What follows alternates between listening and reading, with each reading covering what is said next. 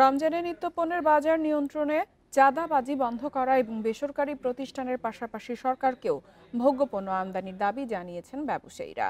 বুধবার এফবিসিসিআই আয়োজিত মতবিনিময় সভায় এ দাবি জানান তারা।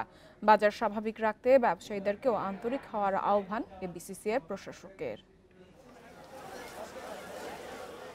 প্রতি রমজানে অস্থির হয় নিত্যপণ্যের বাজার। কারণ ছাড়াই দাম বেড়ে যায় ভোজ্য তেল, পেঁয়াজ, চিনির মতো পণ্যের। এসব বিবেচনায় আসন্ন রোজায় বাজার স্বাভাবিক রাখতে ব্যবসায়ীদের সাথে মত বিনিময় করে এফবিসিসিআই। ব্যবসায়ীরা অভিযোগ করেন, চাঁদাবাজি বন্ধে এখনই কার্যকর ব্যবস্থা না নিলে রোজায় দাম নিয়ন্ত্রণ কঠিন হবে। রোজার পণ্য আমদানিতে শুল্ক কর ছাড়ের দাবি তাদের। অভিযানের নামে অযথা হয়রানি বন্ধেরও দাবি জানান ব্যবসায়ীরা। চাঁদাবাজির মহা প্রলয় চলছে, আমরা কি করব? মাল নামালে চাঁদা দিতে হয়, মাল উঠালে চাঁদা দিতে হয়, বস্তা উঠালে চাঁদা দিতে হয়, বস্তা নামালে চাঁদা দিতে হয়। কারণ বাজার, মৌলভীবাজার ছটাকি ব্যবসায়ীকে দিয়ে আপনারা করেন, যেখানে থেকে ডিস্টার্বটা মেইন, সেখানে গিয়ে আপনারা করার কারণ করছেন না। যেখানে সাপ্লাই চেনের ডিস্টার্ব আছে, আপনারা যান, টিম যান সেখানে। তবে মিল মালিকদের প্রতিনিধিদের দাবি, শীতে কারখানা চালু রাখতে জ্বালানি সরবরাহ নিশ্চিত করতে হবে। দোষারোপ না করে সরকারকেও পণ্য আমদানির আহ্বান তাদের।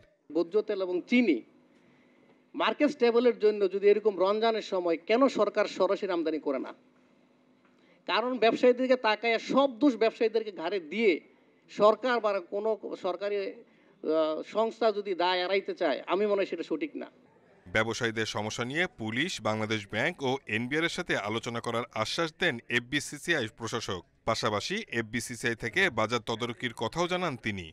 সকলের স্বার্থকে বিবেচনায় রেখে আমরা আমাদের কার্যক্রম পরিচালনা করব। ব্যবসায়ী সমিতি, চেম্বার নেতৃবৃন্দ যারা আছেন, তাদের প্রতি আমাদের আহ্বান থাকবে, খাদ্যে কোনো ধরনের ভেজাল যাতে না হয়, সেই জন্য আমরা নিজ নিজ জায়গা থেকে তদারকিটা নিশ্চিত করব। মত বিনিময় সভায় খেজুর, ভোজ্য তেল, চিনি, ডাল ব্যবসায়ীরা উপস্থিত থাকলেও ছিলেন না পেঁয়াজ ব্যবসায়ীরা। Shahid Ahmed, independent news, Dhaka.